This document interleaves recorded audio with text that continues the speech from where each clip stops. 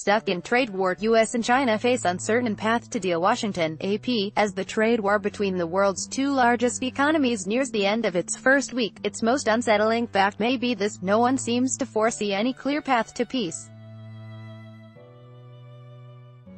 The United States insists that China abandoned the brass knuckles tactics it's used to try to supplant America's technological dominance.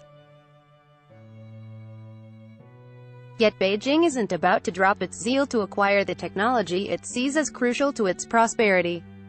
Ad choice advertising and red invented by Teeds having run for the White House on a vow to force China to reform its trade policies, President Donald Trump won't likely yield to vague promises by Beijing to improve its behavior, or to pledges to buy more American soybeans or liquefied natural gas. Advertisement: it certainly feels like we are in for a protracted fight, said Timothy Keeler of the law firm Mayer Brown and a former chief of staff at the Office of the U.S. Trade Representative. Truthfully, I don't know what the off-ramp is. The first shot sounded July 6. The United States slapped 25% taxes on $34 billion in Chinese imports.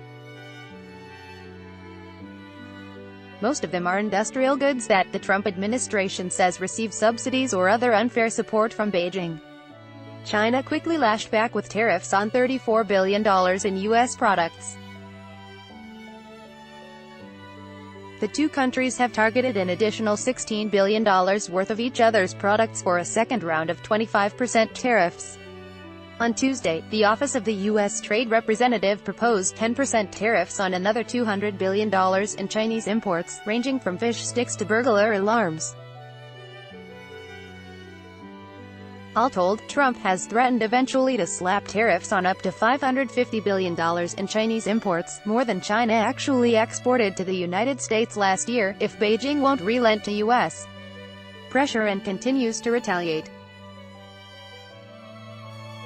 At the heart of the dispute, the Trump administration's complaints that China has used predatory practices in a relentless push to grant Chinese companies an unfair advantage in the industries of the future, including robotics, electric cars and biopharmaceuticals. These tactics include the outright theft of trade secrets, government subsidies to homegrown tech firms and demands that U.S. and other foreign companies hand over technology if they want access to China's vast market. Advertisement: eliminating the new tariffs will prove a lot harder than it was to raise them in the first place, said Wendy Cutler, a former U.S. trade negotiator who is a vice president at the Asia Society Policy Institute. Both sides have too much at stake and don't want to back down. So how does the trade war end? Analysts offer several potential scenarios. China blinks. The Trump administration boasts that China has more to lose in a trade war. After all, Beijing sold $524 billion worth of goods and services to the United States last year and but far less, $188 billion. So China has far fewer goods to tax than the United States does. And China's benchmark stock index, the Shanghai Composite, has dropped 15% this year, at least partly on fears about damage from the trade conflict with Washington. It's a dicey time for the Chinese economy, said Claude Barfield, a resident scholar at the Conservative American Enterprise Institute and former consultant to the U.S. Trade Representative. Beijing is trying to contain a run-up in corporate debt and manage a difficult transition away from fast but unsustainable export-driven growth based on exports and often wasteful investment towards steadier growth built on consumer spending. The International Monetary Fund expects Chinese economic growth to decelerate to 6.6% this year from 6.9% in 2017. So it's possible that economic pressure could persuade Beijing to cave. Yet many analysts are skeptical. Eswar Prasad, an economist at Cornell University, said the economic damage from U.S. tariffs is likely to be muted since China has enough room to forestall a growth slowdown by increasing government spending or adopting easy money policies that put more cash into the economy. Advertisement: Mary Lovely, an economist and trade expert at Syracuse University, says it's unclear how China could appease Trump, even if it wanted to. China has pledged in the past to police cyber theft and end coerced technology transfers. So any negotiations, Lovely said, would raise more questions. Would the Trump administration accept another promise? How would any promise be verified? How long would it take to determine whether Beijing has actually reformed its ways? And China's leaders might prove reluctant to back down and risk a backlash from the public. We have nothing to gain internally by kowtowing to President Trump, and that's exactly what it would be, Lovely said. Trump links Trump faces pressures, too. The Chinese designed their tariffs to inflict political pain in the United States. They have, for example, targeted soybeans and other farm products in a shot at Trump supporters in the American heartland and U.S. Farmers are represented by trade groups and congressional delegations who aren't shy about attacking U.S. policies that threaten farm incomes.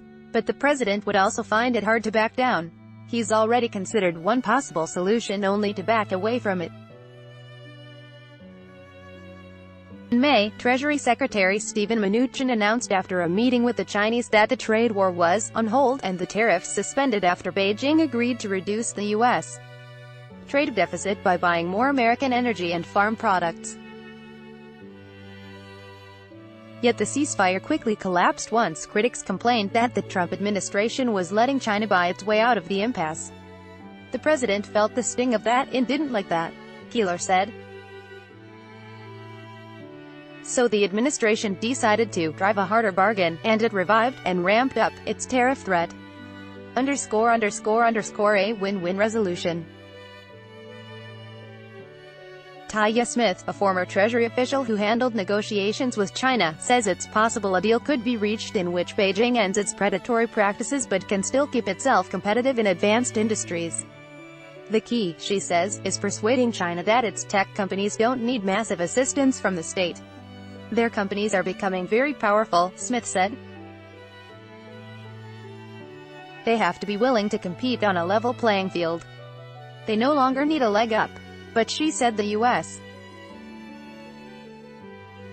would have to make concessions, too, perhaps by agreeing to let China play a bigger role in global economic policymaking.